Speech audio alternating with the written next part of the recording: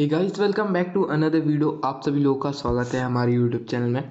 तो आप सभी लोगों के लिए जो मैंने वादा किया था ए और आप सभी लोगों के डी सेट के बच्चों के लिए, तो एक important MCQs and important questions की वीडियो लेकर आ चुका हूँ एडिशनल में।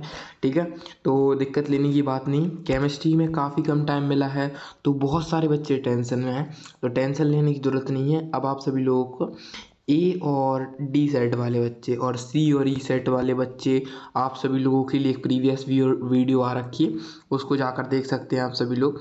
एंड इन सभी की पीडीएफ आप सभी लोगों को हमारे टेलीग्राम पर मिल जाएगी। टेलीग्राम पर हम काफ़ी अच्छी चीज़ें शेयर करते रहते हैं, तो टेलीग्राम ज्वाइन करना ना भूलें। ठीक है। हाँ, फिर है सही विकल्प का चयन कीजिए।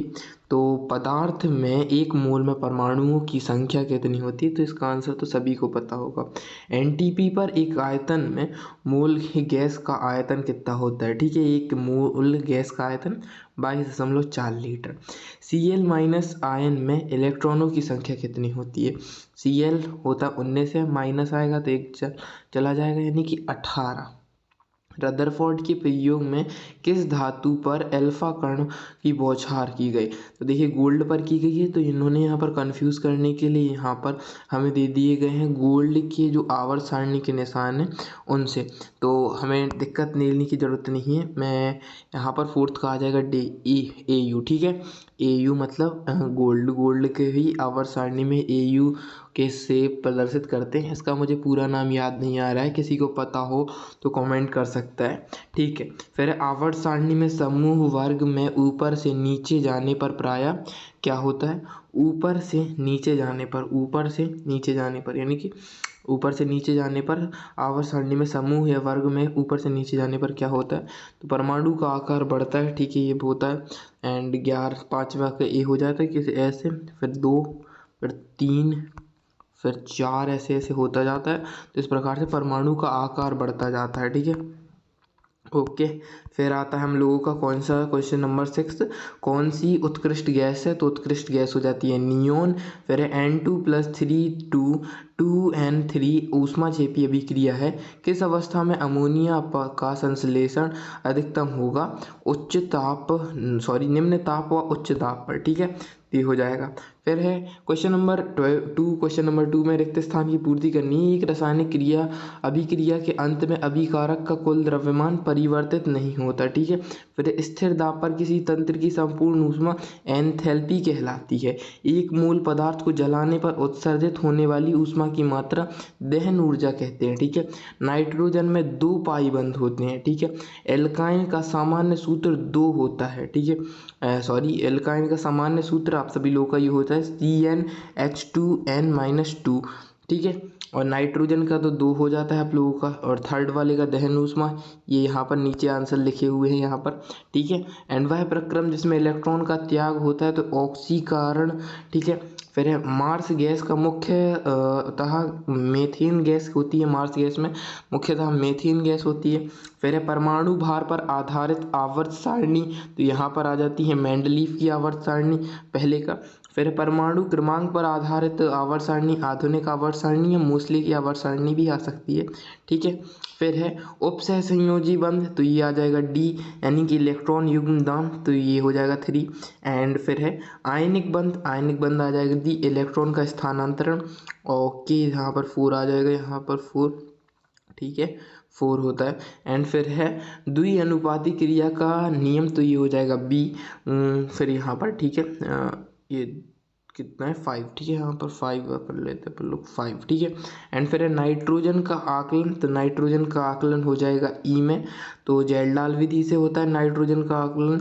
ठीक है, एंड 7 का हो जाएगा 3 असमित। ठीक है, यहाँ पर हो जाएगा C7 हो जाएगा। ठीक है, एंड क्वेश्चन नंबर 4 में पूछा गया परम शून्य ताप पर किसी क्रिस्टल की एंट्रोपी कितनी होती है? तो 0 होती है।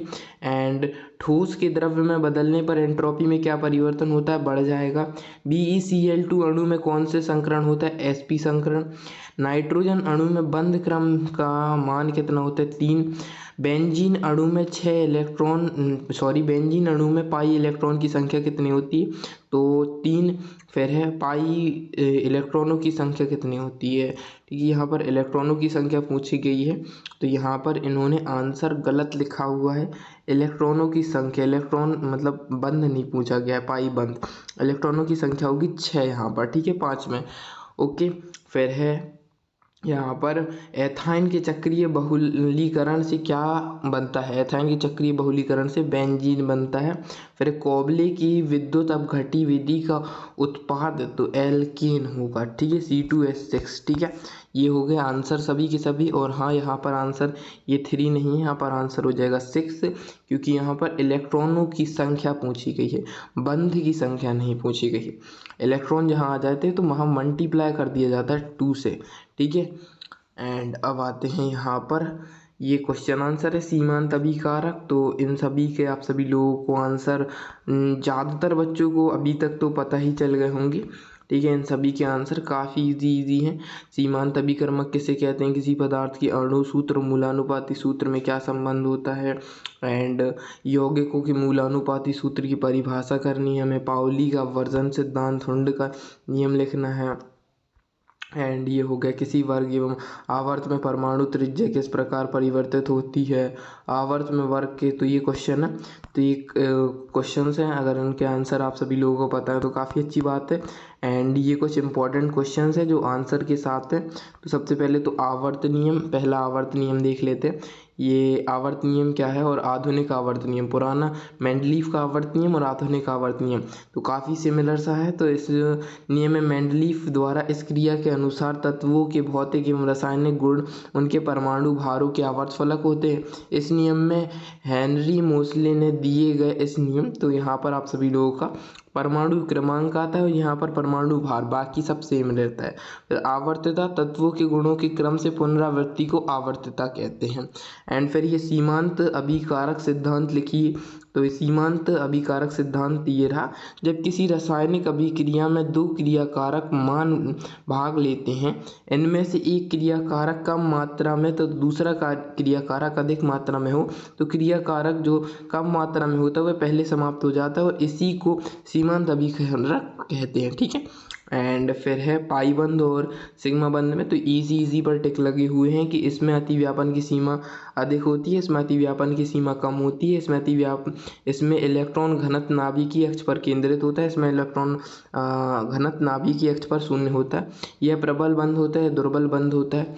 इसमें कक्षकों का मुक्त घूर्णन संभव है, इसमें इसके अक्ष के प्रति कक्षकों का मूल घूर्णन संभव नहीं है। बाकी आप लोगों को 4 से ज़्यादा याद करने की जरूरत नहीं है। अणुसूत्र और मूलानुपाती सूत्र देख लेते हैं। इसकी परिभाषा, किसी यौगिक का वह सूत्र जो उसके अणु में उपस्थित परमाणु की वास्तविक संख्या को दर्शाता है उसे अणुसूत्र कहते हैं। उदाहरण के लिए ग्लूकोज ले लिया।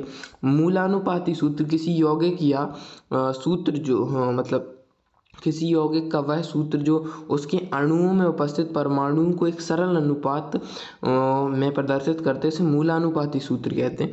उदाहरण के लिए ग्लूकोज का मूलानुपाती सूत्र हो जाएगा CH2O, ठीक है। एंड फिर है यहाँ पर क्वांटम संख्या के बारे में कुछ यहाँ पर इम्पॉर्टेंट चीज़ें 4 नंबर में आप सभी लोगों का ये क्वेश्चन आ सकता है क्वांटम संख्या का।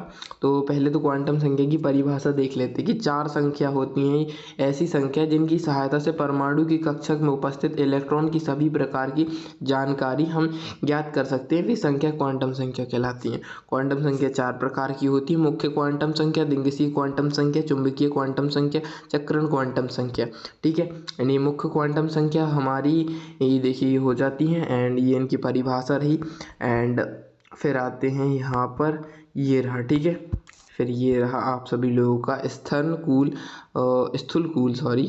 आप सभी लोगों का यहाँ पर तो ये रहा, इसका आप लोग पूरा का पूरा आप सभी लोग स्क्रीनशॉट ले सकते हैं। चलिए मैं मिलता हूँ आप लोगों से नेक्स्ट वीडियो में, तब तक के लिए bye bye and take care. और ये लास्ट वीडियो होगी शायद आप सभी लोगों की, या एक वीडियो और आ सकती है।